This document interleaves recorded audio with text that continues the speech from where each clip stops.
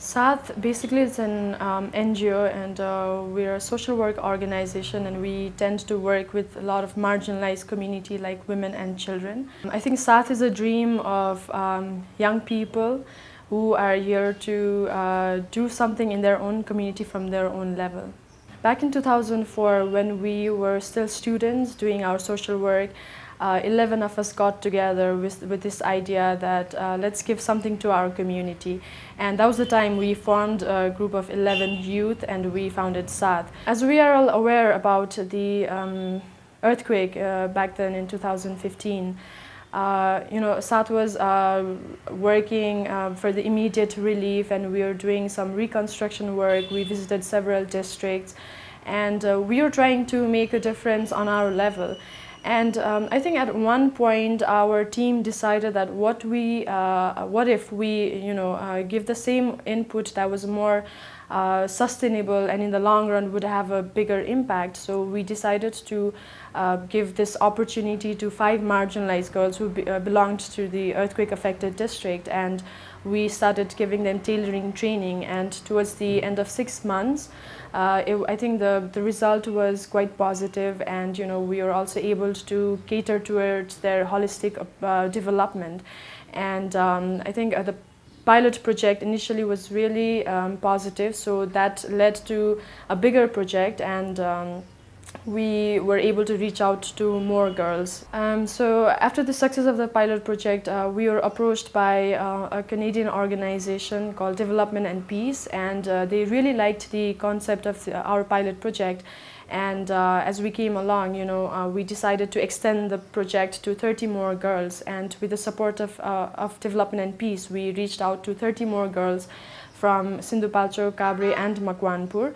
And these are all earthquake-affected districts, as well as they are more prone and vulnerable to human girls trafficking. So we brought the 30 girls from those districts to Kathmandu, and we provided them with fooding and accommodation, and we started training them. So it was a 10 months training package where it included 5 months of basic training and 5 months of advanced training. And besides the tailoring, we also provide them with theater class, counseling classes, and then there was education class and recreation activities as well. And I think the major intention of gathering all these components was to give a holistic approach towards the project, because we didn't want to just train them in tailoring, but we also wanted to give them some sort of life skills so that they could gain leadership quality as well.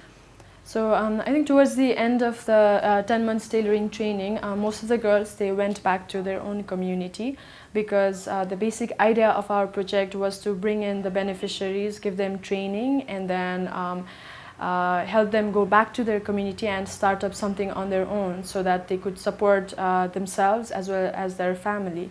So when they went back, Rotary Club of Kantipur, they supported us with the tailoring machines. So the girls went back with machines and skills on hand.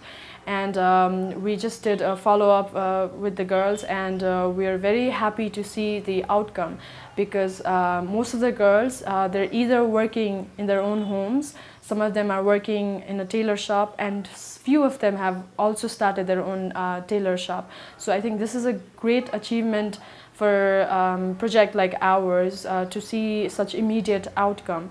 And a few of the girls are still working with us for the post-production, so that we could continue with the Danfe outlet as well. We have opened a Danfe outlet just 3 months back, and then the idea of Danfe outlet is to showcase the work of the beneficiaries who work with us, so that whatever fund and profit we make from the outlet will directly go to Danfe project itself, so that even during the absence of funding, we can still run the project. It's an eventual process, it's a slow process, so we cannot expect the results to come overnight, because these are the things that rooted in our culture and in our society. So it's definitely going to take a time, but that being said, I think we're just like kind of climbing up the ladder. And I think a small organization like SATH is here not to make a big difference as a whole, but I think we're taking small steps at a time. I think it's a slow process, but I think we should all work together to make the change.